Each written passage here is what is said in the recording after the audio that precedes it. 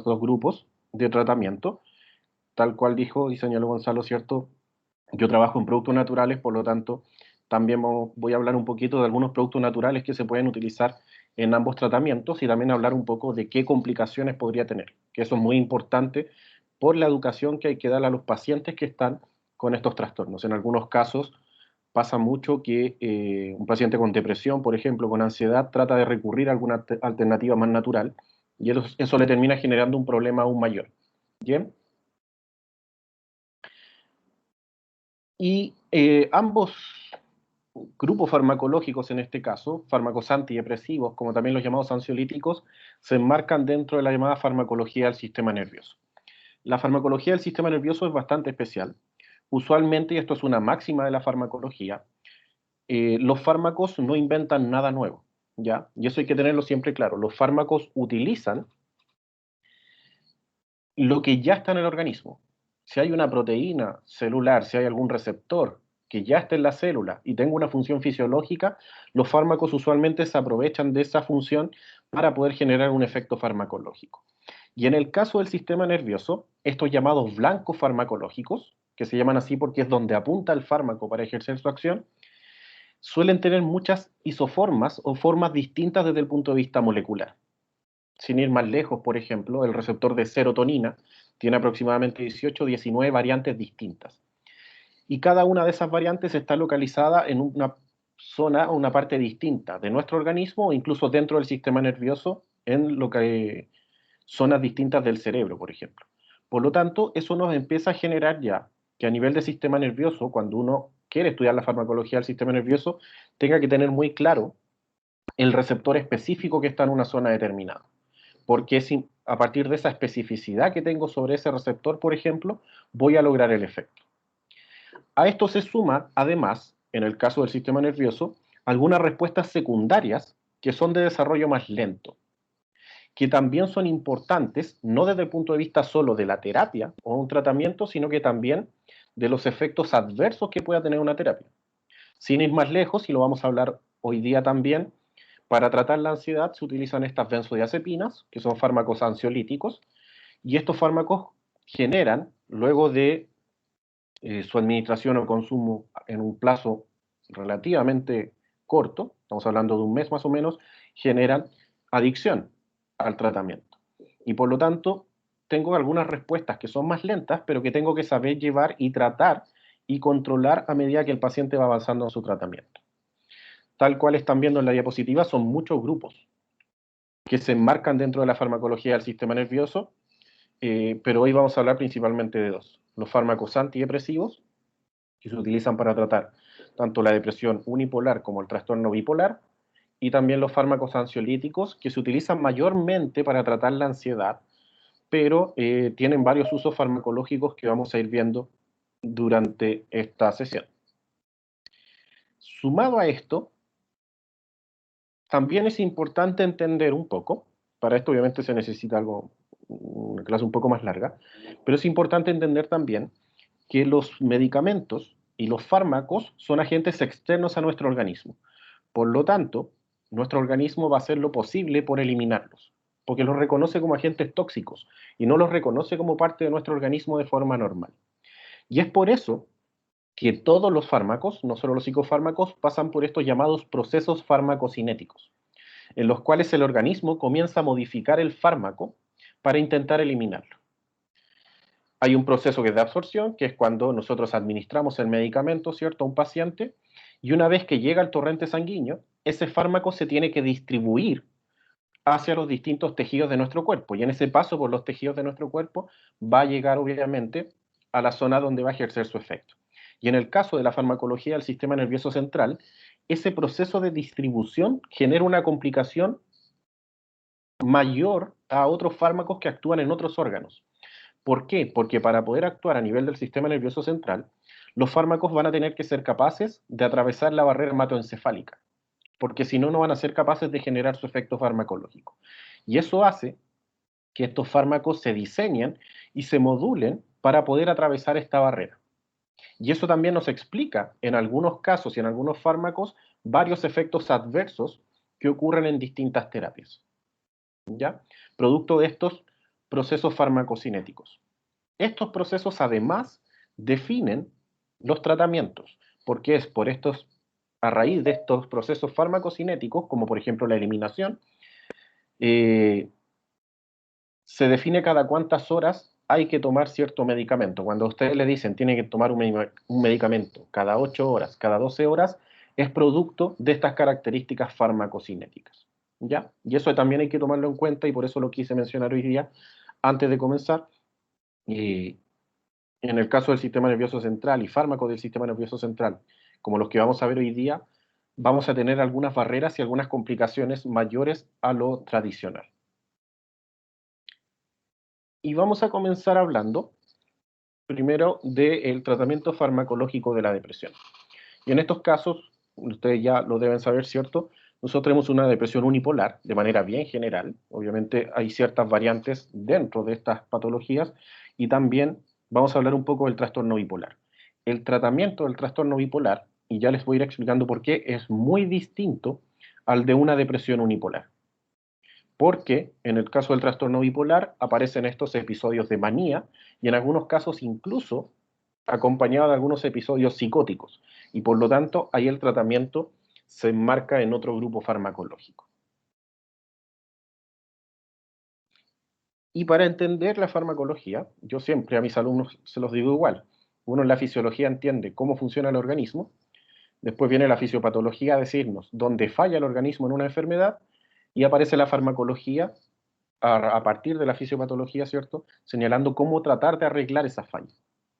Y en estos casos, en el caso de la depresión, usualmente tenemos algunos neurotransmisores que generan, al estar aumentados, ¿cierto?, una mayor apoptosis neuronal y por lo tanto una mayor tendencia hacia la depresión, como es el caso del glutamato como neurotransmisor. También en situaciones de estrés se libera una mayor cantidad de cortisol, el cortisol es conocida como la hormona del estrés, que también me genera una respuesta o una cierta tendencia hacia síntomas depresivos. E incluso fármacos que simulan la acción del cortisol, como los llamados glucocorticoides, prednisona, betametasona, dexametasona, tienen como efecto adverso el generar depresión a largo plazo, producto que imitan la acción de esta hormona en este caso. Y tengo otros neurotransmisores, principalmente la noradrenalina, que está acá con NA, y la serotonina, que en estos casos me generan una respuesta beneficiosa.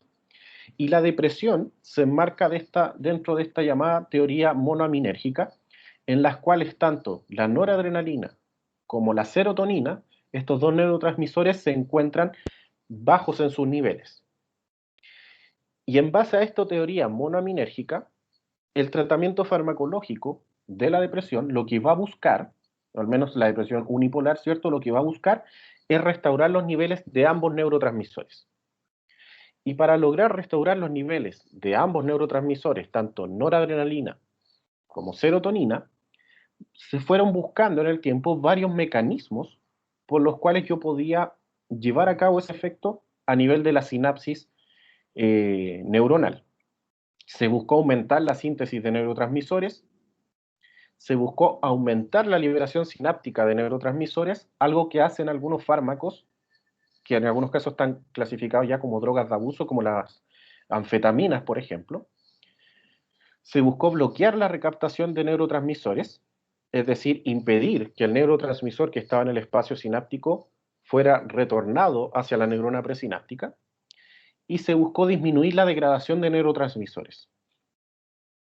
Evitar que esos neurotransmisores como serotonina o noradrenalina que estaban en el espacio sináptico fueran degradados por algunas enzimas, como la monoaminoxidasa, la MAO, o la catecolortometiltransferasa, que es la COMT. Hasta hace poco tiempo, esa disminución de la degradación era parte de los tratamientos, pero se ha ido dejando de lado. Porque de estas 4 opciones que yo entregué, y por eso no está tachada en la lista, el bloquear la recaptación de neurotransmisores es la que ha logrado mejores efectos y mayor eficacia terapéutica en el tratamiento de la depresión. Principalmente el bloqueo de la recaptación de serotonina. Y los grupos farmacológicos que se utilizan en la terapia antidepresiva están apuntando hacia eso. inhibir la recaptación de estos neurotransmisores o monoaminas. Tenemos un grupo que está a la izquierda de la presentación, que son los inhibidores selectivos de la recaptación de serotonina, dentro de los cuales se encuentran fármacos como la fluoxetina, la sertralina, el citalopram, escitalopram y paroxetina. Ese grupo de los inhibidores selectivos de la recaptación de serotonina es el llamado tratamiento de primera línea en depresión. Cuando una persona es diagnosticada por primera vez con depresión, va a comenzar con uno de estos fármacos ISRS o inhibidores selectivos de la recaptación de serotonina. La guía clínica del MinSal en tratamiento de depresión unipolar para pacientes sobre 15 años recomienda comenzar con fluoxetina a bajas dosis, 10 miligramos, e ir subiéndola lentamente si el cuadro depresivo no mejora. Las diferencias entre estos fármacos es en realidad más que nada de carácter farmacocinético. Algunos, en algunos casos el efecto de algunos de estos fármacos dura más que otros y por lo tanto se recomiendan por ese sentido. En vez de tomarlo cada 8 horas, se da uno cada 12 horas y se van recomendando, algunos médicos prefieren comenzar el tratamiento con otros fármacos. Lo que recomienda la guía clínica usualmente es fluoxetina. Y yo diría que fluoxetina y sertralina son los dos fármacos que más se utilizan en este caso. También tenemos otro grupo farmacológico que son los llamados antidepresivos tricíclicos. Los antidepresivos tricíclicos en realidad inhiben la recaptación tanto de serotonina como de noradrenalina, pero tienen una tendencia mucho mayor y son mucho más potentes en bloquear la recaptación de noradrenalina versus la de serotonina, como ocurre a la izquierda. Fármacos como la amitriptilina, que es el que más se utiliza en este grupo, la imipramina y la desipramina pertenecen a estos antidepresivos tricíclicos. En realidad, en términos de efectividad, de eficacia terapéutica, no hay diferencias entre los inhibidores selectivos de la recaptación de serotonina y los antidepresivos tricíclicos. Ambos son de efectos muy similares. La diferencia está en los efectos adversos que provocan ambos grupos. Los inhibidores de la recaptación de serotonina tienen muy pocos efectos adversos y en realidad son fármacos bastante seguros. Mientras que los antidepresivos tricíclicos tienen una gran cantidad de efectos adversos y eso se explica por el aumento en la acción de la noradrenalina. Porque recuerden que la noradrenalina, en términos fisiológicos, no solo actúa a nivel neuronal, sino que también se encuentra formando parte de la inervación de distintos órganos. Y entre esos órganos está el corazón. La noradrenalina aumenta la frecuencia cardíaca, aumenta la contractilidad cardíaca y por lo tanto corremos riesgo en pacientes que tengan alguna afección cardíaca o corremos riesgo de que el paciente sufra taquicardia producto del tratamiento. Además, sumado a este efecto cardíaco, que es probablemente el más importante en este sentido, los antidepresivos tricíclicos, como la amitriptilina principalmente, tienen un gran efecto sedante en el paciente. Es por eso que se han dejado de lado para el tratamiento de la depresión. Ahora, los laboratorios farmacéuticos rara vez pierden, y hoy en día se está utilizando la amitriptilina bastante, pero no para el tratamiento de la depresión.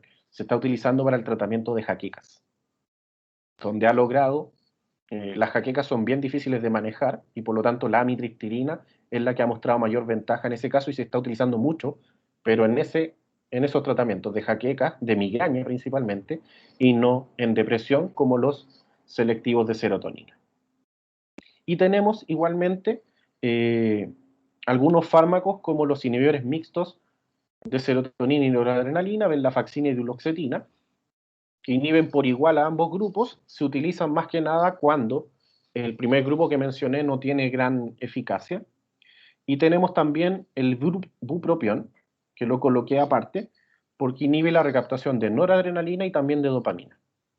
El bupropión no se utiliza tanto en depresión y su uso más que nada está reservado para tratamiento de abandono de adicción al tabaco, de adicción a la nicotina principalmente.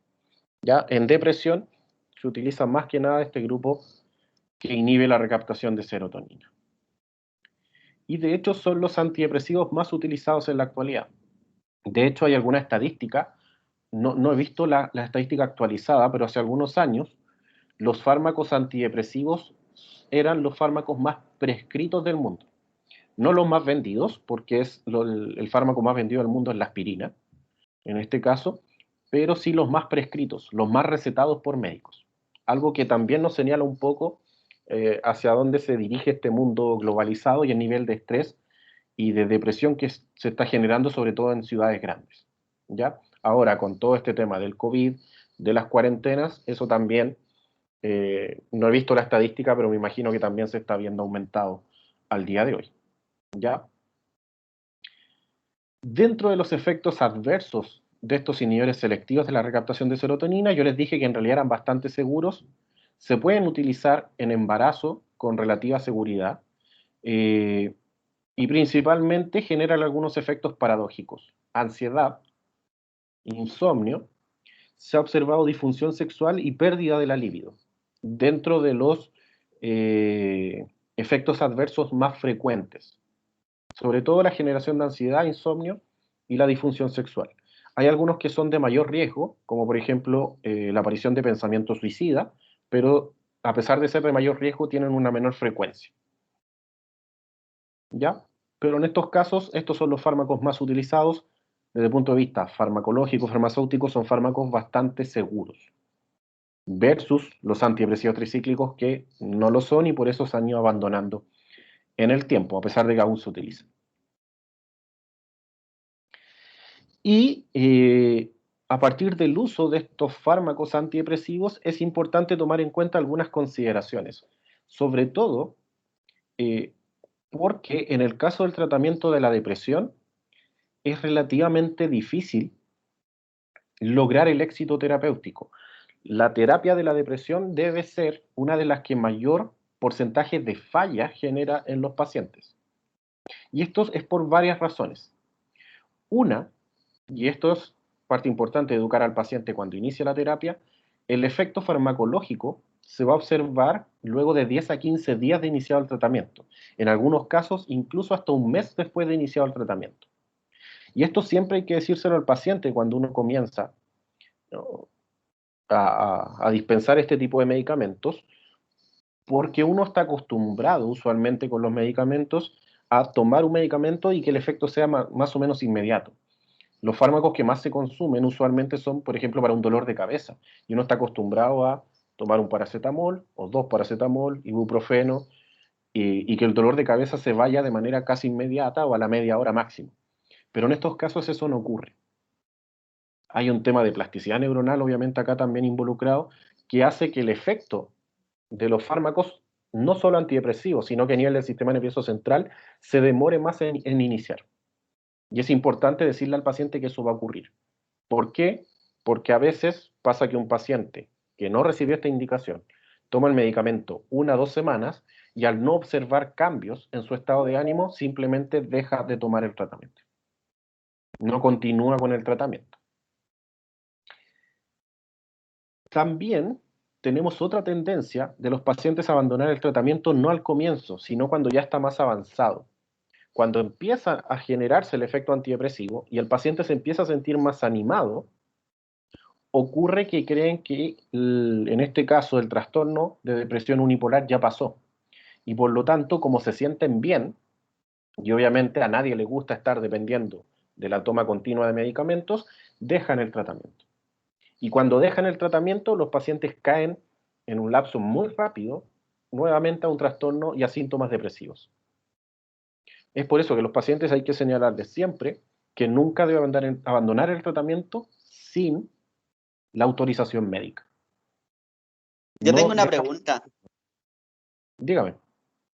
Por ejemplo, pasa que supongamos que un médico no le dice eso al paciente. Pasa que, por ejemplo, en vez de tomar como, por ejemplo, la dosis dada, que es como, no sé, 1 o 2 pastillas, toman más de la cuenta. No es tan frecuente en este caso que haya es la llamada sobredosis, una dosis más alta con fármacos antidepresivos. ¿Ya? Igualmente, si aparece algún síntoma de intoxicación, con inhibidores selectivos de la recaptación de serotonina, como fluoxetina, por ejemplo, sertralina, es relativamente fácil de manejar. Es más complicada en el caso de los antidepresivos tricíclicos, porque ahí los problemas cardíacos hay que controlarlos rápido, si no el paciente tiene una taquicardia o incluso podría llegar a un infarto agudo al miocardio. ¿Ya? Por eso no es tan frecuente que ocurra que un paciente por sí solo suba la dosis. Usualmente son pacientes que tienen menos ganas de tomar medicamentos que de tomar más aún. Marcelo, ¿Sí? eh, solo una observación. Para recordar a las personas invitadas, que las preguntas las vamos a hacer al final para que tú puedas ir continuando un poco en tu desarrollo y finalmente recogemos las preguntas. ¿Te parece?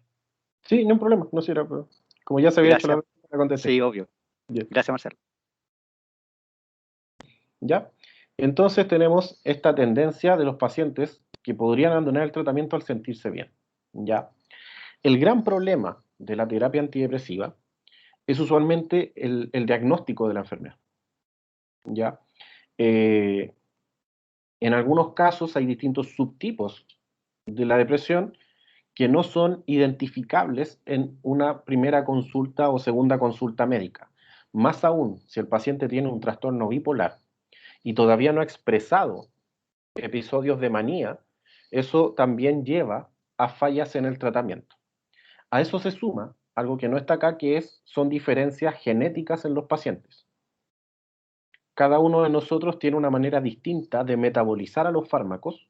Nuestro hígado trabaja de manera distinta en tratar de eliminar a los fármacos y eso también se ha observado genera fallas en los tratamientos.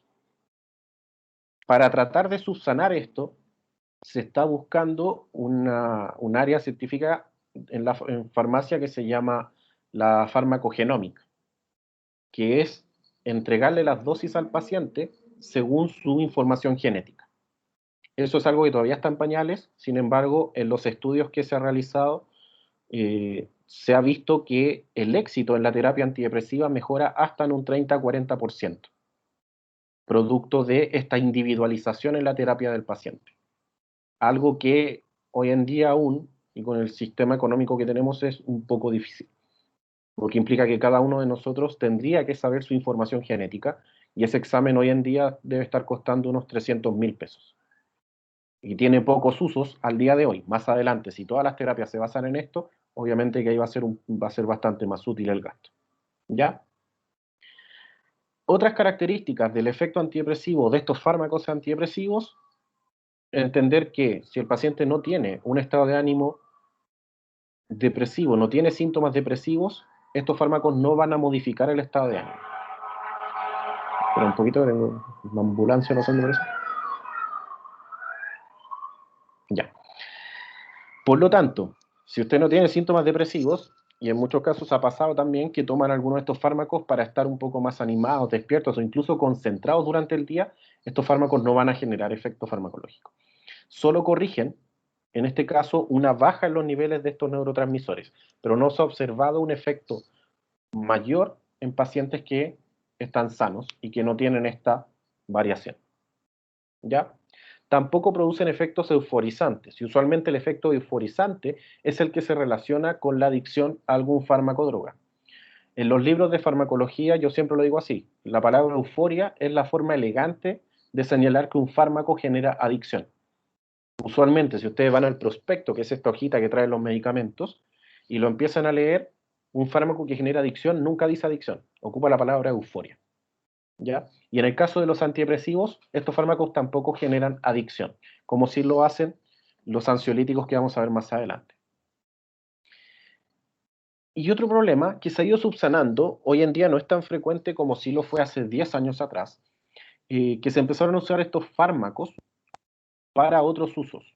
Principalmente, la fluoxetina se empezó a utilizar mucho en algún momento para bajar de peso, porque generaba inhibición del apetito. Al menos el primer año de tratamiento, la fluoxetina y la sertralina, en un grado un poco menor, generan pérdida del apetito y se empezaron a utilizar mucho para bajar de peso. ¿Ya? No hay ni un estudio que demuestre que eso es efectivo y por lo tanto lo único que se estaba logrando en esos casos era, y así pasó con muchas personas, era aumentar el riesgo de sufrir algún efecto adverso de estos fármacos. ¿Ya? Siendo el más frecuente en este caso también la aparición de pacientes que tenían diarrea por tomar fluoxetina para bajar de peso. Pero en ningún caso se ha observado, y no hay ni un estudio que así lo señale, que efectivamente sirvan para eso. Entonces hay que tener en cuenta algunas consideraciones que están relacionadas con este tipo de fármacos y algunas características que tiene el tratamiento. Y para prescribir el tratamiento farmacológico, en este caso con antidepresivos, es importante clasificar la intensidad de los síntomas. De acuerdo a la guía clínica del MinSal, cuando esta depresión es clasificada como leve, no se debiese utilizar tratamiento farmacológico. El tratamiento debe estar enfocado en atención de apoyo, psicoeducación y también en fomentar herramientas que les permitan resolver sus problemas. ¿Cuándo comienza y cuándo se prescribe el tratamiento farmacológico? Cuando la depresión ya es clasificada de moderada o como grave. Usualmente, la gravedad de la depresión se encuentra relacionada mucho con la aparición de instinto suicida. Cuando aparece cualquier señal de daño hacia la persona o cualquier señal de que esa persona tiene pensamientos suicidas, esa depresión es catalogada inmediatamente como grave y es tratada como tal. Pero el efecto farmacológico, perdón, el tratamiento farmacológico aparece recién cuando esta depresión es catalogada como moderado grave y se comienza casi siempre con inhibidores selectivos de la recaptación de serotonina. La guía clínica recomienda fluoxetina o sertralina, sin embargo hay médicos que parten con paroxetina o citalopram o escitalopram. Si ese medicamento no genera efecto, comienza a aumentar la dosis de estos tratamientos y se comienzan a aplicar distintos tratamientos, distintas terapias para tratar de revertir los síntomas depresivos. ¿Ya? Pero eso depende de si, en este caso, la depresión es clasificada como leve, moderada o grave. Y como lo vemos en este cuadro, que también viene de la guía clínica del MinSal, en una depresión leve, el tratamiento tiene que ser consejería, intervención psicosocial grupal.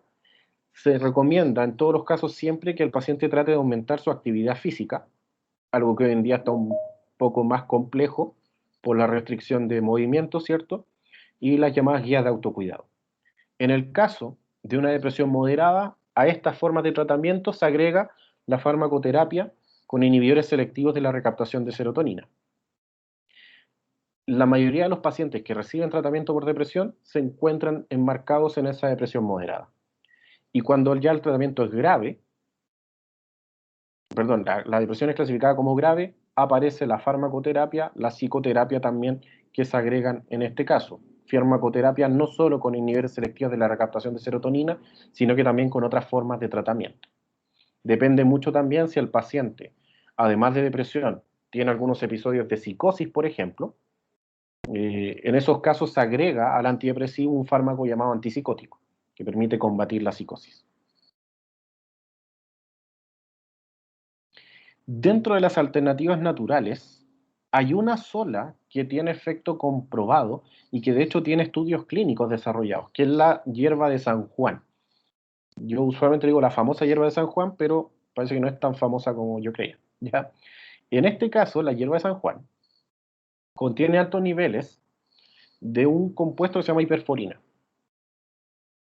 Y por lo tanto, las preparaciones herbales, es decir, la famosa infusión de esta hierba con agua, genera un efecto antidepresivo importante. Es sí importante entender, y por eso siempre lo remarco, y abajo está marcado con amarillo, que algo que sea natural no significa que no genere daño o que sea inocuo. ¿Por qué? Porque la mayor parte de las veces en los cuales un paciente comienza un tratamiento de origen natural es porque se lo recomendó o una vecina, o un familiar, o un amigo, o también en algunos casos algunos médicos más naturistas. Pero rara vez es por recomendación médica. ¿Qué es lo que ocurre en la población? Usualmente, y la televisión también ha jugado un rol importante en esto y en tratar de hacer creer eso, se cree que algo que es natural no genera daño. Y ahí es donde se genera el problema. La hierba de San Juan, por ejemplo, interacciona con una cantidad pero increíble y gigante de tratamientos farmacológicos. Por lo tanto, un paciente que empieza a tomar hierba de San Juan va a empezar a interaccionar con su tratamiento para la hipertensión o su tratamiento para la diabetes y se genera un problema mayor. De hecho, la hierba de San Juan es uno de los ejemplos que se utiliza para marcar interacciones entre, en este caso, una hierba medicinal y fármacos o tratamientos convencionales de los pacientes. Por lo tanto, hay que sacarse esta idea de la cabeza que algo que es natural no genera daño. Las plantas son medicamentos, las plantas medicinales son medicamentos, pero pueden generar varios problemas, también tienen efectos adversos, igual como los tiene un medicamento convencional, un medicamento de laboratorio. Por lo tanto, hay que informarse antes de comenzar a tomar estos tratamientos.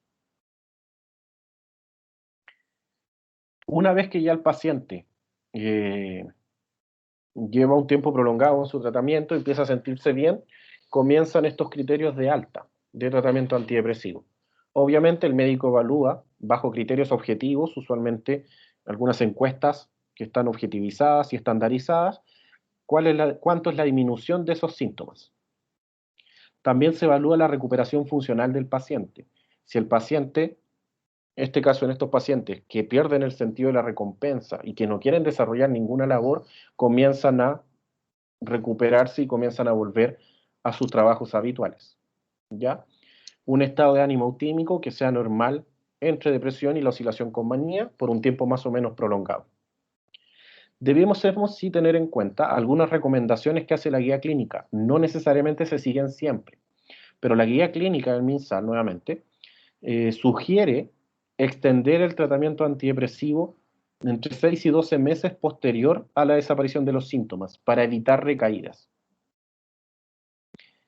Y también sugiere, en caso de pacientes que ya hayan tenido 3 o más episodios depresivos y que tengan depresión refractaria, considera evaluar el uso de tratamiento profiláctico. Esto quiere decir un tratamiento preventivo. Por ejemplo, fluoxetina a 10 miligramos, que es la dosis más baja, para tratar de mantener a esos pacientes estables y que no vuelvan a tener una recaída.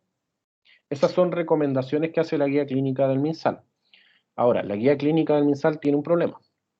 Fue escrita en 2010 y ha sido actualizada levemente en el tiempo, ¿ya? Pero faltan algunas actualizaciones mayores. Pasa mucho con las guías clínicas, no solo de depresión, sino de distintas patologías, que incluso aparecen algunos medicamentos que ya no se encuentran con registro sanitario en Chile, y que por lo tanto no existen para el sistema chileno. A pesar de eso, las recomendaciones están realizadas en base a estudios, ¿cierto? A la revisión de estudios, y se sugiere y hay que intentar seguirlas cuando una persona está en tratamiento. También relacionado con fármacos, tenemos que a veces la depresión es un efecto adverso a otros tratamientos y no aparece como por la etiología que vimos en un comienzo. Hay medicamentos que generan depresión dentro de sus efectos adversos o generan síntomas de depresión. Como lo mencioné, los glucocorticoides, por esta similitud con el cortisol, podrían pronunciar o podrían generar la aparición de efectos adversos depresivos. Es por eso que los corticoides usualmente no se recomiendan para tratamientos largos, salvo que el paciente o la paciente tenga alguna patología crónica que lo requiera, como la artritis reumatoide. Otros fármacos como el interferón, que se utiliza principalmente como antiviral, o la metildopa también generan síntomas depresivos. En el caso de la metildopa hay que tener harto cuidado. La metildopa se utiliza para tratar la hipertensión en mujeres embarazadas. Es el fármaco de elección en ese caso. Y por lo tanto hay que tener cuidado en esas pacientes, ¿cierto?, que van a tomar metildopa y que no tengan un cuadro depresivo durante el embarazo. La terapia de reemplazo hormonal también se puede relacionar a depresión. Principalmente se ha observado alta tasa de síntomas depresivos en pacientes que están en fertilidad asistida. ¿Por qué? Porque la carga hormonal es tan fuerte que genera muchos efectos adversos. Y genera tantos efectos adversos y genera sufrimiento, en este caso, en la mujer que está en el proceso, que la podría llevar o desencadenar una depresión. Y se ha observado en este tipo de tratamientos mujeres que terminan con depresión producto de la alta carga hormonal que se les debe administrar para lograr un embarazo. ¿Ya? También se utiliza terapia de reemplazo hormonal en el caso de menopausas, pero ahí se ha observado una menor tasa de depresión asociada al tratamiento. El consumo de alcohol y de otras drogas hipnóticas también podría inducir la depresión. En este caso son depresores del sistema nervioso central y por lo tanto podrían generar síntomas similares. Y también se puede producir como un síndrome de abstinencia, producto de la discontinuación de cocaína, de ansiolíticos, que es lo que vamos a hablar ahora en esta segunda parte, y de anfetaminas. ¿Ya? Hay que obviamente siempre evaluar la causalidad en estos casos de la toma o administración de un medicamento versus una depresión real. Si realmente estos fármacos que se están administrando son los que están causando una depresión o no hay más factores involucrados. Usualmente en la depresión siempre hay más de un factor involucrado, principalmente factores psicosociales son los que desencadenan más que nada la depresión. En el caso de nuestra realidad, problemas socioeconómicos suelen ser la principal causa. Y en el caso de la depresión bipolar, el tratamiento es distinto. Esto porque, como podemos ver en esta tabla, hay algunos síntomas del trastorno bipolar que no aparecen en la depresión unipolar, y eso nos define este pequeño cambio. La aparición de episodios de manía se observa en el trastorno bipolar y no en la depresión unipolar. Por lo tanto, en estos casos, más que un antidepresivo, se utilizan estos llamados medicamentos estabilizadores del ánimo, principalmente carbonato de litio, para el tratamiento del trastorno bipolar. Si el paciente o la paciente tuviese un historial familiar de trastorno bipolar, si familiares cercanos, por ejemplo, alguno de sus padres o incluso sus abuelos, tuviese trastorno bipolar o haya tenido un tratamiento efectivo con carbonato de litio, con alguna sal de litio, también se sospecha más que nada un trastorno bipolar versus la depresión unipolar en el diagnóstico.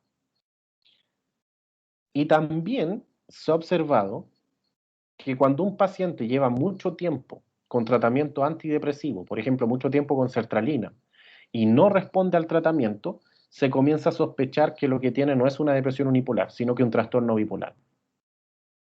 Estos medicamentos no son efectivos en el trastorno bipolar, sí lo son y mucho en depresión unipolar. Y por lo tanto, tenemos que utilizar otras terapias. La principal en trastorno bipolar son los estabilizadores del ánimo, principalmente sales de litio como el carbonato de litio. El carbonato de litio sí tiene algunos problemas. Hay que cuidar muy bien la dosis que se está administrando porque la aparición de efectos adversos es frecuente.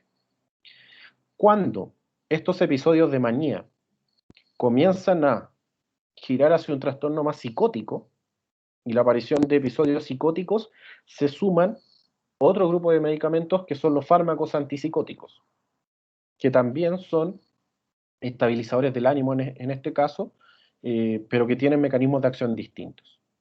También se ha observado que la terapia electroconvulsiva también ha desarrollado avances en tratamiento de trastorno bipolar, obviamente de manera segura, no lo que uno se puede imaginar de series o películas que puedan ver, y obviamente siempre todo esto acompañado de tratamiento psicológico, de que el paciente sea capaz de conversar los problemas que pueda tener con un profesional que obviamente esté capacitado para aquello.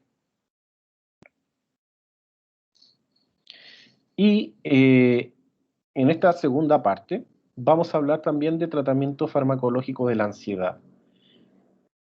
Y en el caso de la ansiedad, coexisten varios componentes, tal cual se señala ahí, sentimiento de aprensión, de temor o angustia, frente a lo que va a pasar. Usualmente la ansiedad, y sale en varios lados escrito así, es un exceso de pensamiento en el futuro, o un exceso de futuro.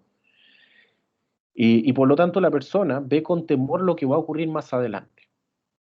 Eso le genera, o ese estado ansioso, que puede ser muy normal, si ustedes tienen algo que va a ocurrir más adelante, o incluso una prueba o algo de ese estilo, es normal que uno esté ansioso.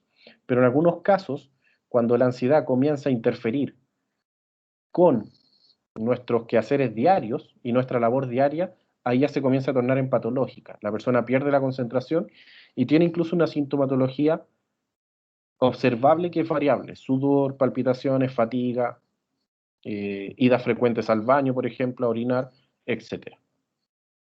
Dentro de la ansiedad participa principalmente el sistema límbico y participa el sistema GABAérgico, que está enfocado en un neurotransmisor que es el ácido gamma-aminobutírico o GABA, el sistema serotoninérgico y noradrenérgico nuevamente. Pero el tratamiento farmacológico de la ansiedad está enfocado principalmente en el sistema GABAérgico. El GABA es el principal neurotransmisor inhibitorio del sistema nervioso central.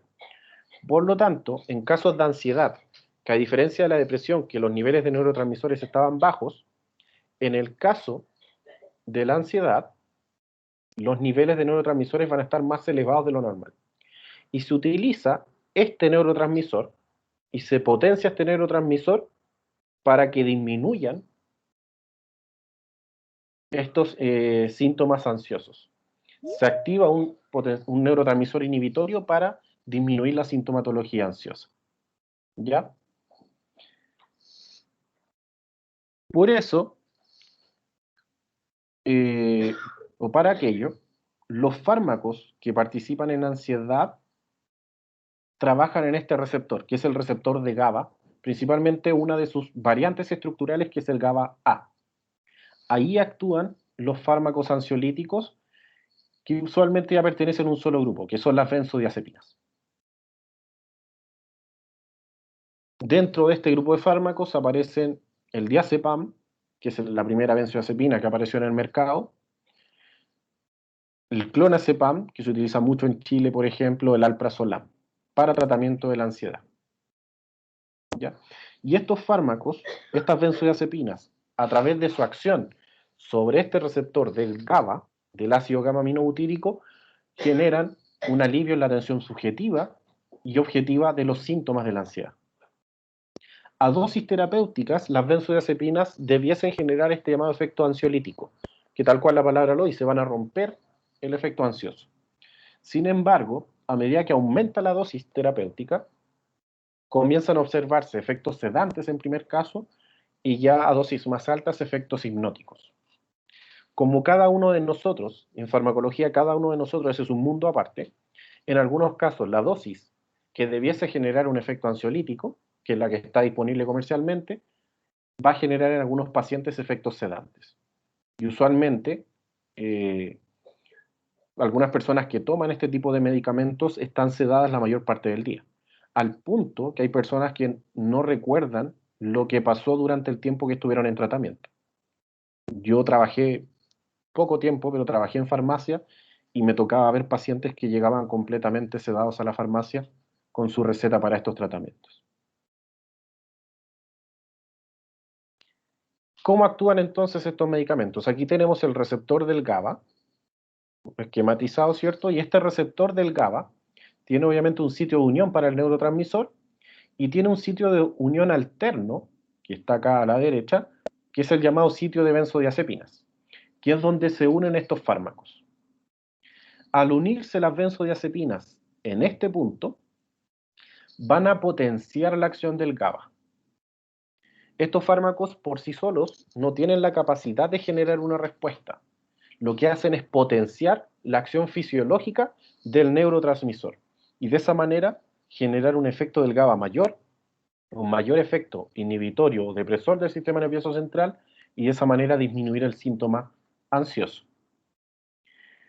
Este receptor no solo tiene un sitio de unión para benzodiazepinas, sino que, como se fijan acá, también tiene sitio de unión para algunos fármacos anestésicos, para barbitúricos, que eran fármacos para la ansiedad que hoy en día ya no existen, eran muy peligrosos, de hecho la combinación barbitúrico con alcohol era letal, y también tiene un sitio de unión que no se refleja acá, tiene un sitio de unión para el alcohol.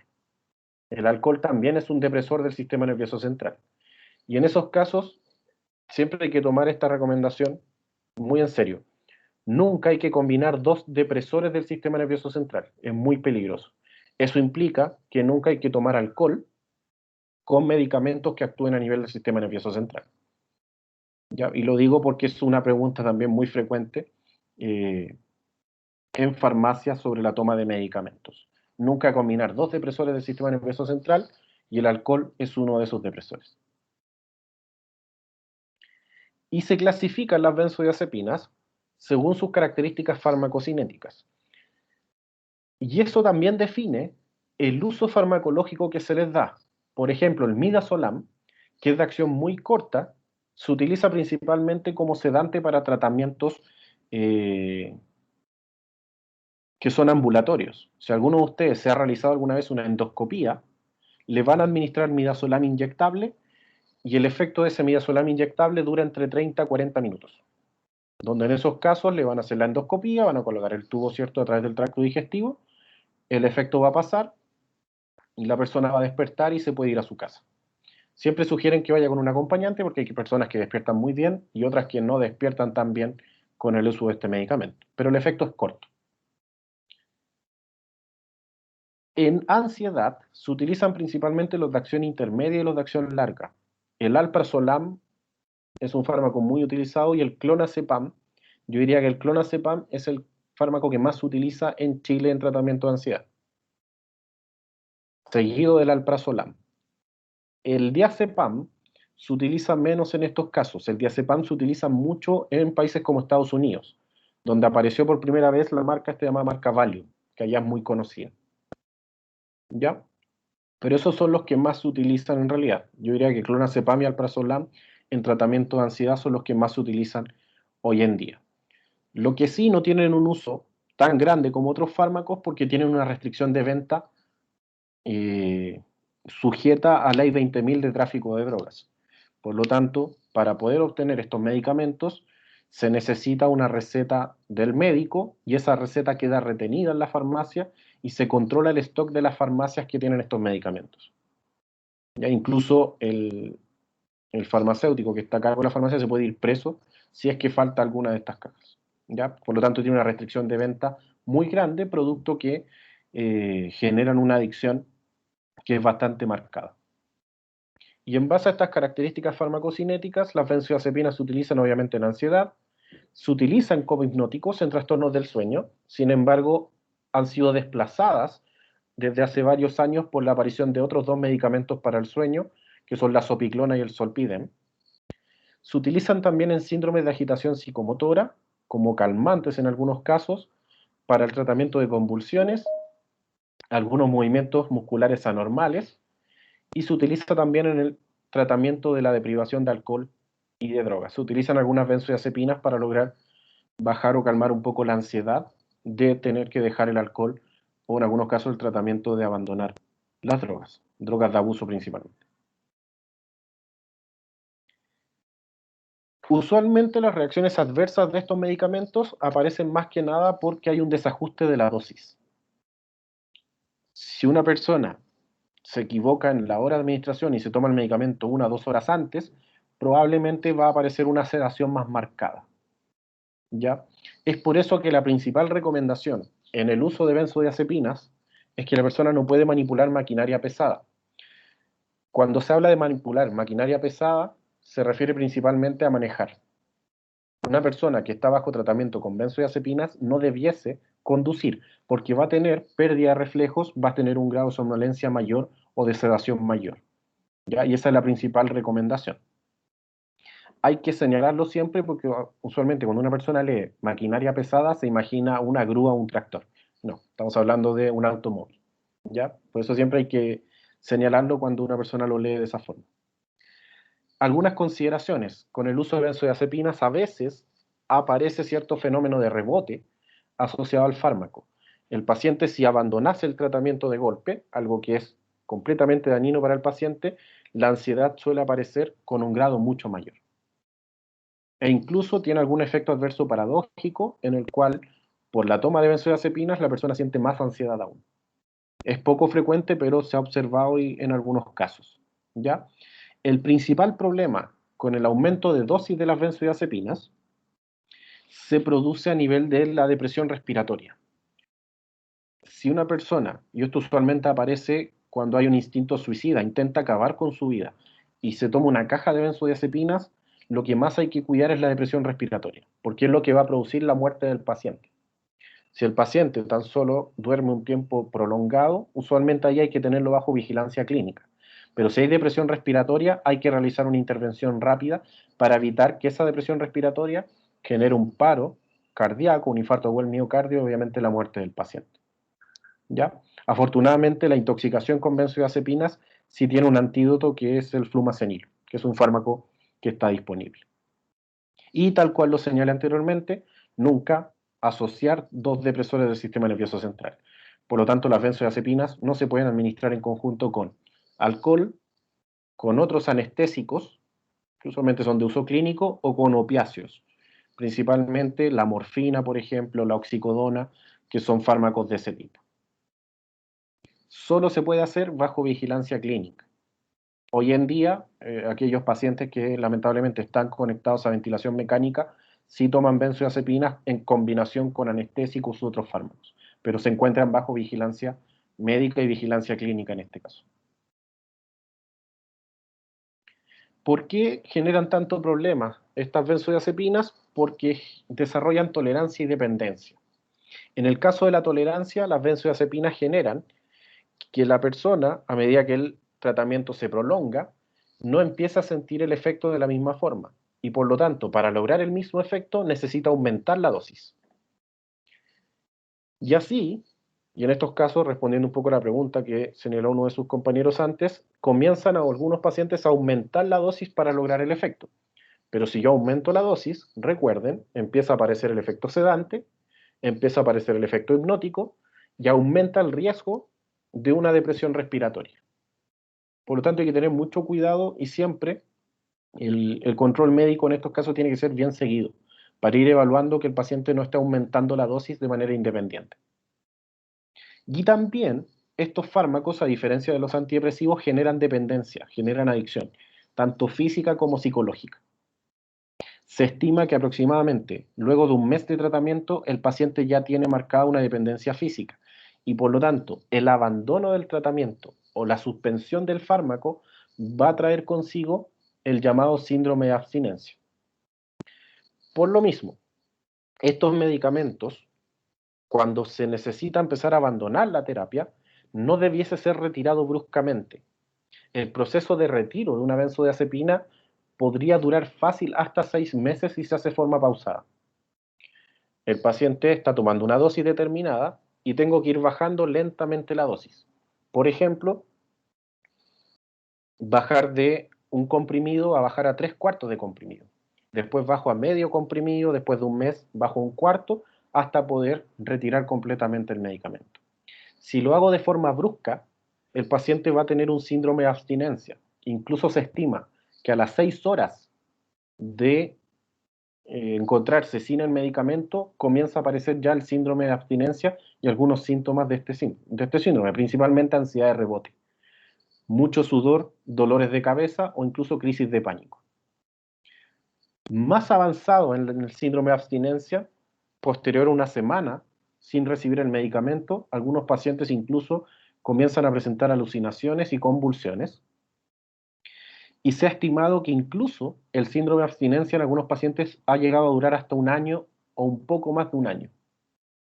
Los síntomas obviamente ya están mucho más reducidos, pero de vez en cuando se expresan, principalmente esta ansiedad de rebote o crisis de pánico que se podrían expresar entre medio. Por lo tanto, lo ideal sería realizar un seguimiento al paciente hasta un año después de abandonar el tratamiento. Quizás no tan seguido como estar controlándolo cada un mes, pero sí por lo menos cada 6 meses que el paciente vaya a alguna revisión.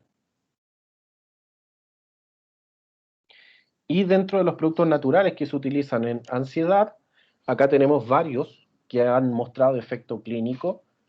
El llamado cava-cava, principalmente ha logrado un muy buen efecto ansiolítico e incluso se ha tenido que prohibir en varios países. En Chile encuentro que también se encuentra prohibido, entiendo, porque las personas comenzaron a reemplazar su tratamiento con esta planta. Esta planta también genera adicción y también genera problemas, por lo tanto, en algunos países se encuentra prohibido su uso. Otras plantas o especies vegetales que encontramos en productos en Chile, como la pasiflora, el espino blanco, la valeriana, Hay productos como por ejemplo el Melipaz, ese tipo de productos, están formados en base a estas plantas y a la melisa, que no la anoté acá. Otros productos como el agua del Carmen, quizás para ustedes no es tan conocida, para algunos que ya tenemos más edad la conocemos un poco más, que es una mezcla, un extracto alcohólico de estas plantas. Ahora, en esos casos no sabemos si el efecto calmante es del alcohol, porque está hecha en brandy, o de las plantas, pero tiene efecto calmante. La cannabis también tiene efecto, algunos estudios en ansiedad, principalmente a través de su activo, que es el cannabidiol, ¿ya? Y la manzanilla también se ha observado con algún efecto calmante, pero mucho menor que el resto de las plantas que estamos viendo acá. Principalmente el cava cava yo diría que es el que tiene más estudios clínicos al respecto, ¿ya? Están avanzando varios estudios con cannabis, sobre todo en países que tienen más avanzado el tema. Holanda, por ejemplo, hace mucha investigación con cannabis y va sacando estudios de manera continua. Ellos la tienen legalizada, es el gobierno el encargado de su venta y por lo tanto realizan estudios también con la planta. Y se ha observado también, en estos casos no es terapia médica, sino que es una medicina alternativa, la aromaterapia, dentro de los pocos efectos farmacológicos que tiene comprobados, esos pocos efectos comprobados son en ansiedad. La aromaterapia se basa no en la administración de un extracto, por ejemplo, de un infuso de una planta, sino que en la percepción de aromas. En este caso, por ejemplo, tomar un aceite esencial, tomar su olor, y la aromaterapia se basa en el hecho de inhalar ese aroma genera efectos farmacológicos o beneficiosos. La evidencia es muy escasa, pero sí se ha observado muchos estudios que permiten aseverar que tiene un rol importante, sobre todo en control de ansiedad o en calidad del sueño. Ahí es donde sí la aromaterapia tiene comprobadas acciones y hay muchos papers como los que presento ahí que hablan al respecto. En otras patologías la aromaterapia no tiene nada, no presenta ni un beneficio, pero se ha observado que en manejo de ansiedad, en pacientes, por ejemplo, con cáncer, pacientes que se encuentran en radioterapia, en ansiedad preoperatoria, cuando el paciente va a ser operado y está muy ansioso, se ha observado que la aromaterapia tiene un efecto significativo y beneficioso en estos casos. Bien, y con esa pintura de Van Gogh, que tenía esquizofrenia y tuvo varios y diversos de estos problemas mentales, termino mi presentación. Agradecer a todos por su atención. Muchas gracias.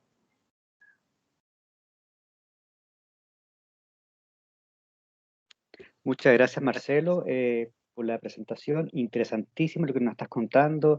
Y mientras nos ibas relatando un poco el proceso a través del cual el fármaco está en el sistema nervioso central, cuánto de eso de repente la población no hace, ¿no? No mezclar los dos depresores, por ejemplo, de alguna forma el tratamiento de la ansiedad con benzodiazepina, de qué forma suele ser brusco y no hay un seguimiento. Creo que hay harto que reflexionar respecto a lo que nos has comentado y también sin duda la relación que esto tiene en la conducta y el comportamiento de las personas. Doy entonces la palabra para quien quiera hacer alguna consulta, reflexión, comentario. Rocío, por favor. Hola, buenas tardes. Hola, bueno. Yo tenía una duda, por ejemplo, ¿qué pasa si me llega un paciente cuyo psiquiatra le recetó distintos tipos de pastillas, ya sean para trastorno de depresión, ansiedad, eh, trastorno de ánimo y también para el insomnio? ¿Cómo hago para que, y eso ha causado reacciones adversas en el paciente, ya sean alucinaciones, algunas pérdidas de memoria e incluso dependencia? Entonces, si quiero bajar las dosis, ¿cómo podría partir para que el paciente se podría mejorar y que no sea tan invasivo el tratamiento con pastillas? Es complejo. Principalmente, y esto es algo que le digo siempre a todas las carreras de salud, porque legalmente el que está a cargo de la prescripción es el médico. Por lo tanto, si el médico receta una gran cantidad de medicamentos, es él el que tiene que realizar ese seguimiento. Ninguno de los profesionales de salud debiese empezar a disminuir dosis por su cuenta. En esos casos, cuando se presentan efectos adversos, como los que me menciona, hay que decirle al paciente que le consulta al médico, le señale que está sufriendo estos efectos adversos para que él tome la decisión de o discontinuar alguno de los tratamientos que está tomando, o él tome la decisión de disminuir la dosis. Pero uno nunca debiese aconsejar cómo bajar la dosis porque puede poner en riesgo al paciente por desconocimiento del historial o de algunas cosas que podrían estar pasando ahí. Entonces, mi recomendación en ese caso es siempre que la persona vaya al médico. Si hay un pequeño problema con eso, me hago un poco cargo de cómo lo voy a decir. Las personas en Chile le tienen entre respeto y miedo al médico y tienden a endiosar mucho al médico y usualmente nos pasa, a mí también me pasaba en farmacia, decían, ¿cómo voy a ir a molestar al médico de vuelta?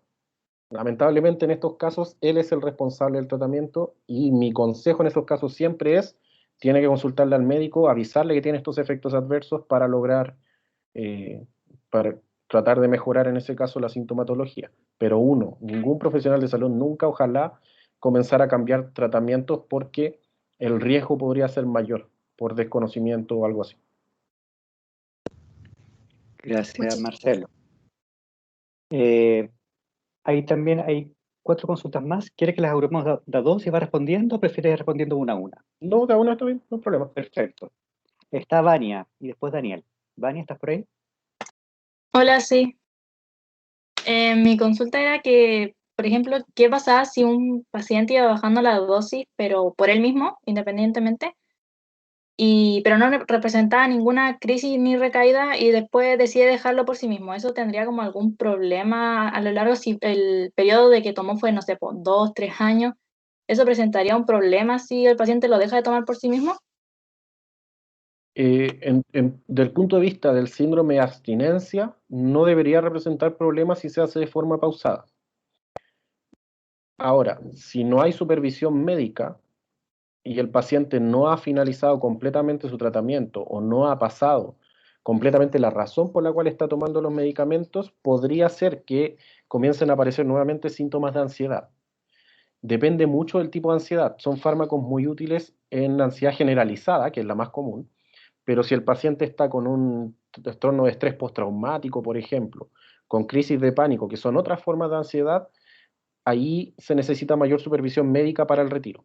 Ya, por eso repito, desde el punto de vista estricto, no le va a pasar nada, no va a tener síndrome de abstinencia, pero podrían volver a aparecer los síntomas de ansiedad si no lo ha superado por completo. Por eso se recomienda que sea el médico el que dé esa orden. ¿Ya? Súper. Ya, gracias. Daniel y después Bárbara. Ahora sí, tengo una consulta. ¿Hay casos en donde realmente el paciente se logra recuperar hasta el, ¿cómo se llama esto? El punto de no necesitar de los medicamentos? ¿O al momento de empezar a usar medicamentos siempre ha de usar medicamentos? No, en depresión se ha observado casos que depende mucho la causa. Si la depresión se genera, por ejemplo, lo más común, no sé, el fallecimiento de un familiar, que a veces el trastorno depresivo podría durar un tiempo prolongado, en esos casos, después del tratamiento, el paciente no vuelve a tener una recaída tan fuerte, ¿ya? O no tiene recaídas, hay pacientes que no vuelven a tenerla. Ahora, si la depresión tiene algunos componentes que son genéticos, y por lo tanto, si el entorno familiar o el entorno social no es el adecuado, podría ser que al hecho de abandonar el tratamiento, con el paso del tiempo, si se mantiene en ese entorno, vuelva a tener una recaída o en este caso vuelva a tener un cuadro depresivo. Depende mucho también de eso. Pero se ha observado en ambos casos, tanto en depresión como en ansiedad, que sí hay pacientes que tienen el tratamiento y después no vuelven a tener ni un síntoma.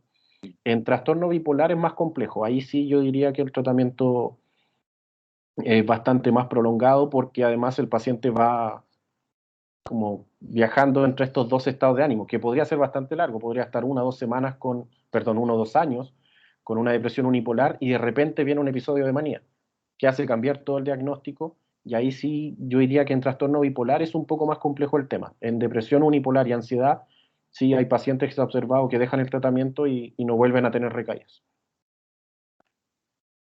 Ya, muchas gracias. Ya. Gracias a ti, Daniel. Valentina, Bárbara y Danae, en esa secuencia. Hola, Bueno, em, vale. quería preguntar cuál era el objetivo directo de la terapia electroconvulsiva en la depresión bipolar. Ya soy bien honesto, no No sé mucho más del tema. Ya sí he leído que ha tenido muchos beneficios y de hecho es bastante segura. Hasta se podría utilizar en pacientes embarazadas, he leído. Solamente el embarazo es uno de los cuadros de seguridad más marcados en farmacología. Ya, pero tendría que leer más. Si quieren puedo buscar un documento y se lo envío a Gonzalo al respecto para que puedan tener esa información. Así, empezar yo a hablar ahora sería casi mentirle, entonces no me gusta. ¿Ya? Gracias, Marcelo. Sin duda, si encuentras algo, no lo hace llegar, yo le envío el artículo a los chiquillos. Tengo los nombres de los documentos, pero en realidad no lo he leído. Como se alejan un poco de la farmacología. Sé que está la opción y se aconseja en varios lados, pero tendría que verlo bien. Súper. Bárbara, ¿estás por ahí? Sí, aquí estoy. Buenas tardes. Hola, Vanessa. Mi consulta va enfocada como hacia lo combinables que pueden ser los psicofármacos. Ejemplo, ¿se puede combinar la sertralina con el clonazepam al mismo tiempo? ¿Es recomendable? La idea es tratar uno primero, después el otro. ¿Son combinables? Sí, son combinables. En muchos casos, la depresión se genera por un fuerte cuadro ansioso. Ha pasado. Otros tratamientos terminan desencadenando una depresión. Y se deben tratar los dos al mismo tiempo, porque si empiezo a tratar uno por uno, no logro tomar el conjunto de, en este caso, la enfermedad o los síntomas. Por lo tanto, en muchos casos se ha visto pacientes con depresión que comienzan incluso con un ansiolítico, pensando que la fuente de esa depresión es el trastorno ansioso. Por lo tanto, si yo controlo uno, voy a controlar el otro, y en algunos casos se combinan fármacos. Estos inhibidores selectivos de la recaptación de serotonina son en general bastante seguros, ¿ya? Lo único que habría que ver es si hay alguna interacción previa, que eso se puede verificar, hay páginas de internet y aplicaciones para ver interacciones entre fármacos. Pero en un principio sí, son combinables y de hecho se utiliza bastante las combinaciones benzodiazepina con antidepresivos.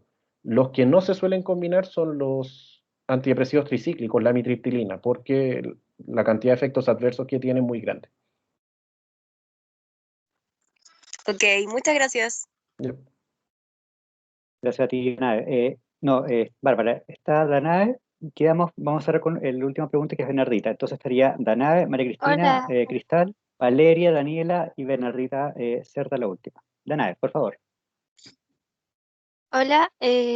Tenía una consulta sobre si una persona que ha demostrado tener una depresión bipolar y ha sido tratada años como unipolar, a- al punto de que ya está dejando de creer en los tratamientos y todo eso, ¿qué podría hacer para ayudarle a buscar otra persona que pudiese ayudarle realmente?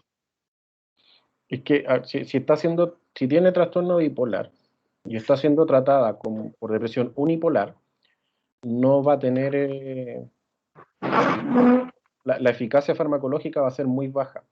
Por lo tanto, en esos casos, lo que se recomienda es inmediatamente tratar de cambiar hacia el tratamiento de trastorno bipolar, ¿ya?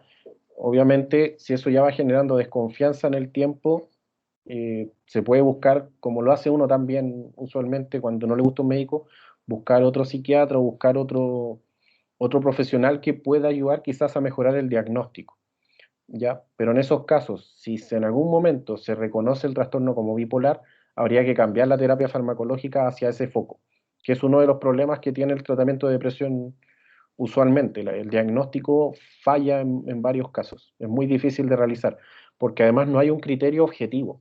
No es como, por ejemplo, la diabetes, que hacen un test de tolerancia a glucosa oral, un test de sangre y uno puede decir, este paciente tiene diabetes o no.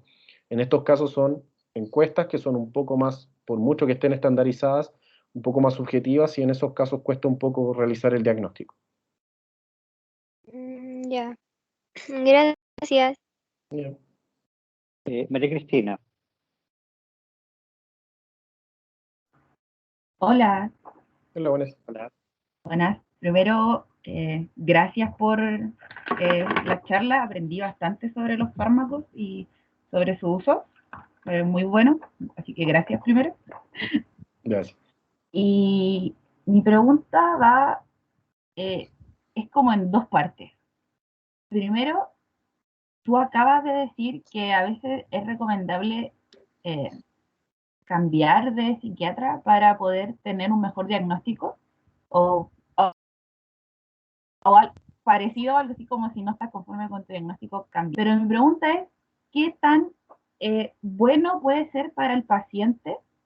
Porque ya que cada psiquiatra, y lo he visto de manera personal, al cambio de psiquiatra por no estar conforme con su psiquiatra, ya por feeling, ya por lazo, lo que sea, van cambiando los diagnósticos y los usos de los fármacos se alteran cada vez más y cambian fármacos y le dicen que tiene, no sé, solo depresión y después es bipolar y es como un juego de fármacos. ¿Qué tanto daño después puede terminar haciendo al paciente y aumentando su gravedad? Y mi otra parte de la pregunta es respecto como al tratamiento natural de la ansiedad, que es sobre la cannabis en específico, porque yo en particular estuve con un tratamiento de cannabis y terminó siendo peor para la ansiedad. Y eso que probamos con agua y aceite. Entonces, y fue todo bajo supervisión de un médico general y un médico del área natural. Entonces, también es como qué tan avanzados están los estudios respecto a la cannabis en el uso de los trastornos de ansiedad. Ya. A ver, primera parte. Obviamente, uno puede buscar el cambio médico, no es lo ideal. De hecho, lo ideal es que cuando una persona va a un médico, ese sea el médico que se mantenga casi durante toda la vida, algo que el sistema hoy en día no lo permite mucho, pero es lo ideal, ¿ya? En el caso de psiquiatría, obviamente, lo ideal sería siempre quedarse con un solo médico. Sin embargo, en el contexto de la pregunta anterior, en el cual el paciente ya llevaba 2 años, por ejemplo, sin tener la mejora de tratamiento, en esos casos a veces la persona opta por cambiar. Obviamente, si uno cambia de psiquiatra muy seguido, eso va a terminar generando un problema aún mayor, sobre todo si cada uno va generando un diagnóstico que es distinto. ¿Ya? Por eso, lo ideal siempre es mantenerse con un psiquiatra e ir viendo los cambios en la respuesta farmacológica. El diagnóstico de esto es difícil y por lo tanto ahí se complica un poco el asunto, ¿ya? No es algo que yo recomiende, no es lo ideal, pero ocurre. Contestando la primera pregunta, y el daño sí podría ser, no sé si es un daño irreversible, pero si un daño, hay un riesgo involucrado. En cuanto a la segunda pregunta de cannabis, los estudios están avanzados, pero en ciertas poblaciones, sobre todo europeas, y en Estados Unidos se están comenzando a hacer estudios. Uno usualmente, y eso se vio mucho con las vacunas hoy en día, necesita hacer estudios regionales.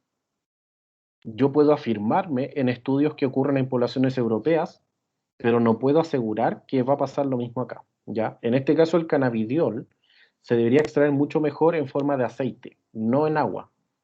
Hay que evitar, en este caso, la extracción de tetrahidrocannabinol, que es el compuesto que genera otro tipo de efectos con la marihuana, y enfocar más que nada el tema en el cannabidiol, ¿ya? Que en este caso se extrae con aceite, y en base a eso genera el estudio.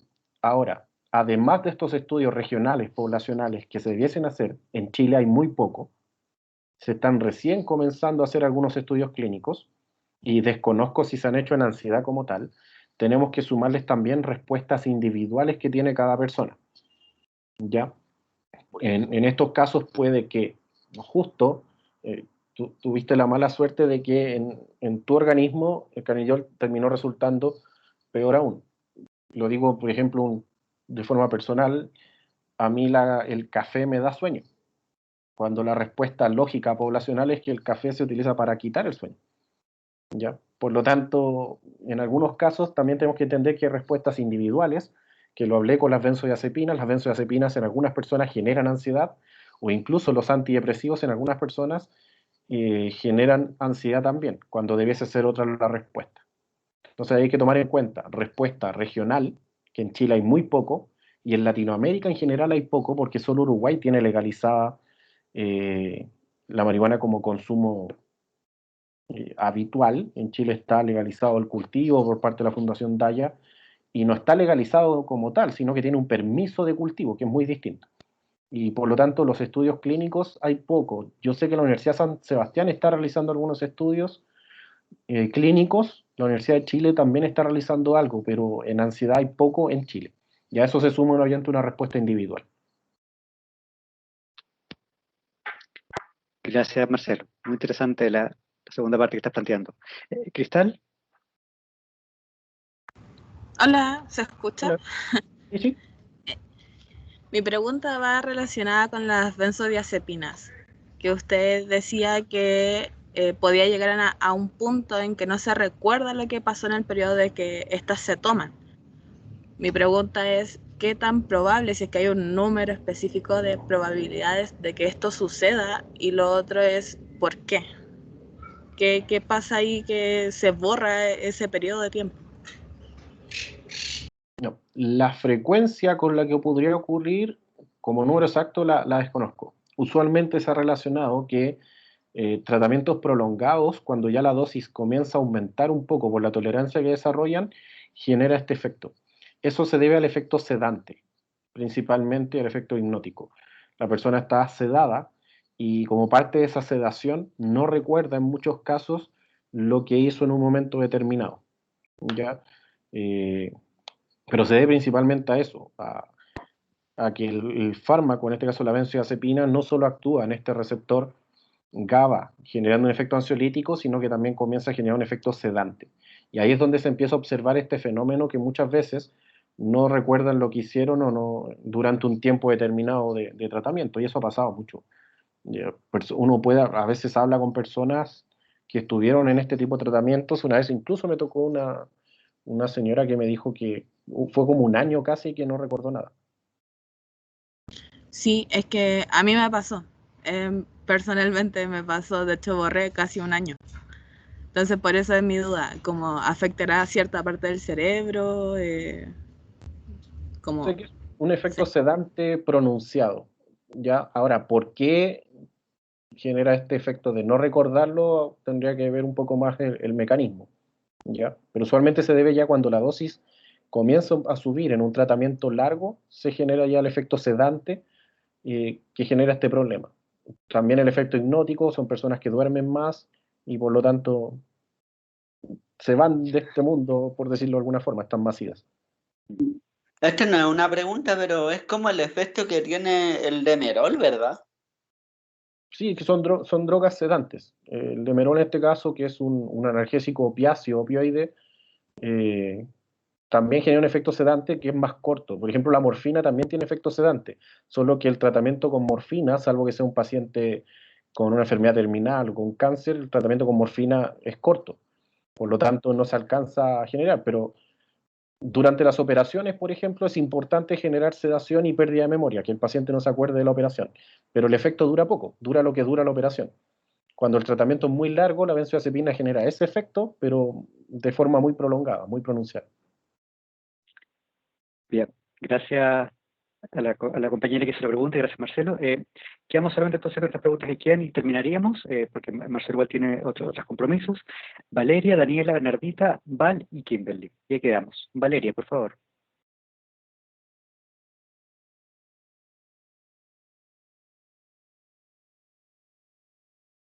Valeria Alvarado, ¿estás por ahí?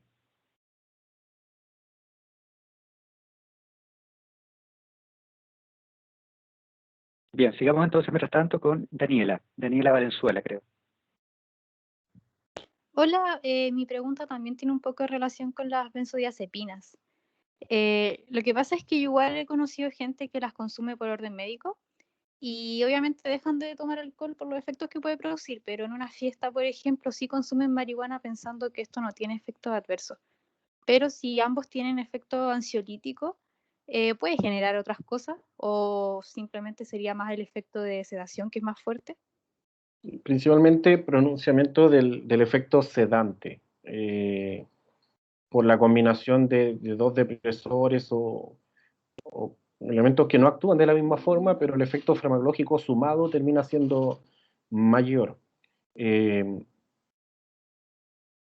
Sí habría que tener cuidado, obviamente depende mucho de la dosis que esté dando. Por ejemplo, un gran consumo de marihuana sí podría generar un problema como depresión respiratoria o generar un aumento de ese efecto sedante mucho mayor.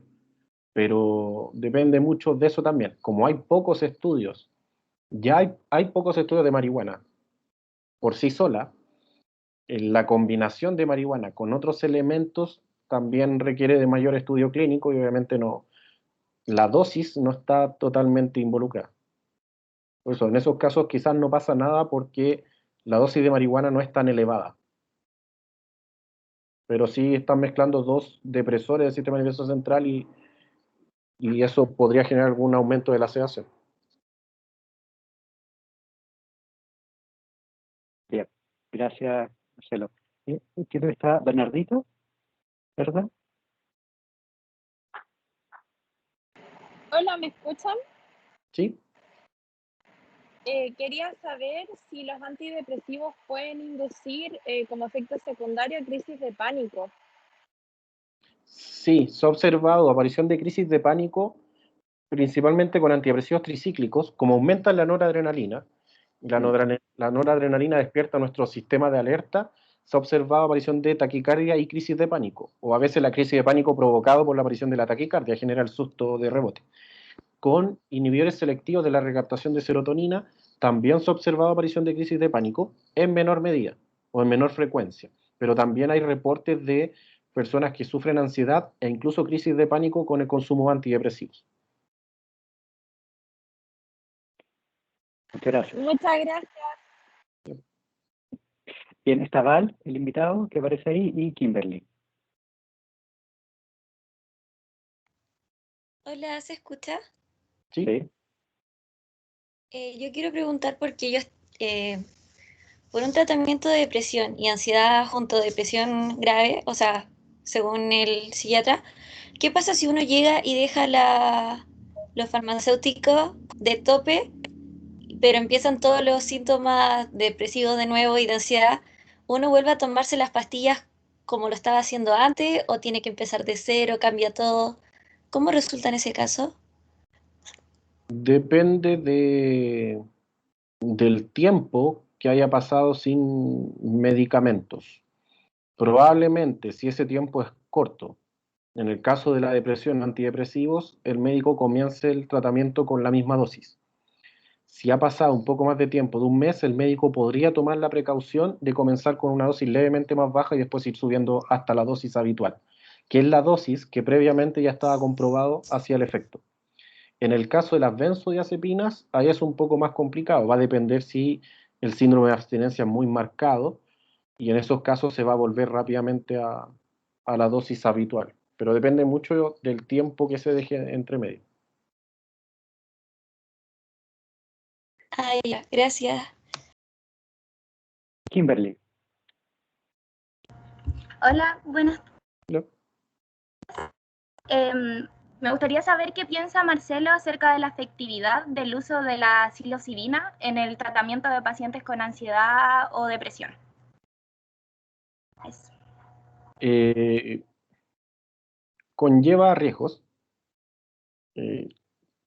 Hay una máxima en farmacia que es todo es un medicamento y todo es un veneno. Entonces, si la dosis de psilocibina está controlada y demuestra efectividad en estudios clínicos, se podría utilizar como forma de tratamiento. Ahora, usualmente con ese tipo de compuestos, el número de ensayos clínicos que se hace suele ser bajo o corto, y eso genera una complicación. Mientras esa efectividad no tenga una comprobación 100%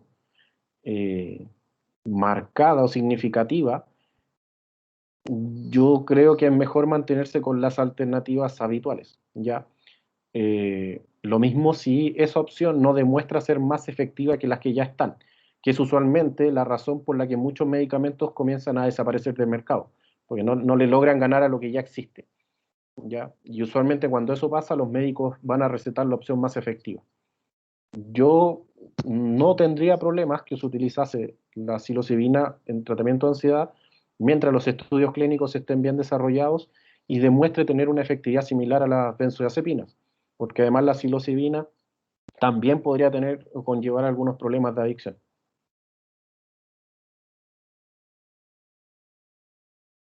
Gracias, Marcelo. Y bueno, está Valeria, que durante no pudo decir nada. No sé si está por ahí Valeria Alvarado. Hola, sí, mucho gusto. ¿Se me escucha? Sí. Quería preguntar así como qué pensaba, o lo que pasa es que a veces recetan, no sé, pues sertralina para la ansiedad, digamos.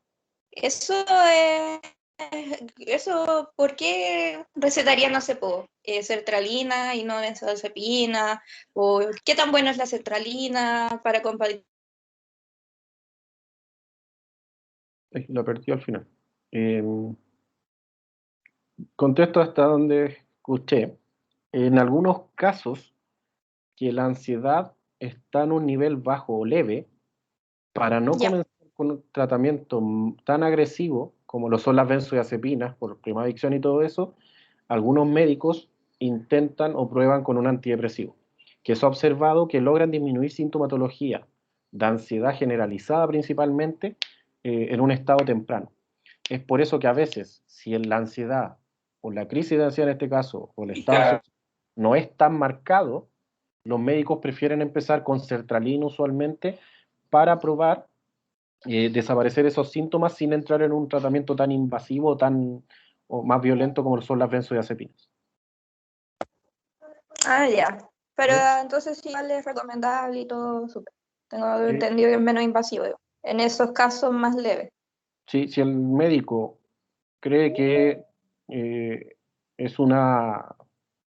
en este caso, una sintomatología leve, trata con antidepresivos y así no entra en un tratamiento tan invasivo marcado como las benzodiazepinas porque generan adicción y todo eso. Entonces, es una táctica recomendable.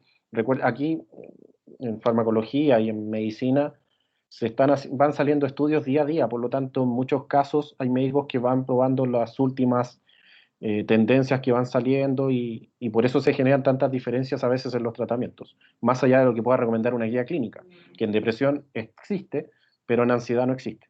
Por lo tanto, en ansiedad es donde se observan mayores variaciones. Ya, muchas gracias, me quedó súper claro. Tenemos una última pregunta, Marcelo, y con esto ya iríamos cerrando. Ana Belén Garrido. Hola. Hola. Quería consultar qué pasaría en el caso de que una persona fuera adicta, tiene problemas de adicción y a la vez problemas ansiosos. Por ejemplo, si una persona es alcohólica y a la vez tiene que tomar pastillas, ¿cómo se tendría que empezar? Ahí hay que controlar muy bien las dosis. Usualmente eso se hace bajo estricta vigilancia un poco más médica. De hecho, algunas benzodiazepinas se utilizan en el tratamiento de abstinencia del alcohol, pero en esos casos hay algunos medicamentos que se podrían recomendar a dosis lo más bajas posibles para tratar de bajar un poco la ansiedad. Pero eso es una estrategia que el médico tiene que ir decidiendo. Entre ahí en la medida de lo posible, lo importante sería que el paciente no tomase alcohol, tratar de sacarlo de esa adicción. Pero si está en esa adicción, ahí hay que evaluar muy bien la estrategia que se va a utilizar. Se comienza a dosis bajas de alguna benzodiazepina o se buscan algunas otras alternativas que lo puedan hacer, pero es complejo el tema en ese caso. Ya, gracias. Bien, bueno, ya estamos en el tiempo, Marcelo. Agradecemos nuevamente el espacio, la posibilidad un poco de enseñarnos y comprender de qué forma la farmacología funciona a nivel sistema nervioso central, pero también cómo esto tiene ciertos procedimientos y también ciertas como complejidades, como tú bien dices, que de alguna forma tenemos que comprender puntualmente desde la psicología para cuando trabajemos con personas, que sea la consulta o en otros campos de acción.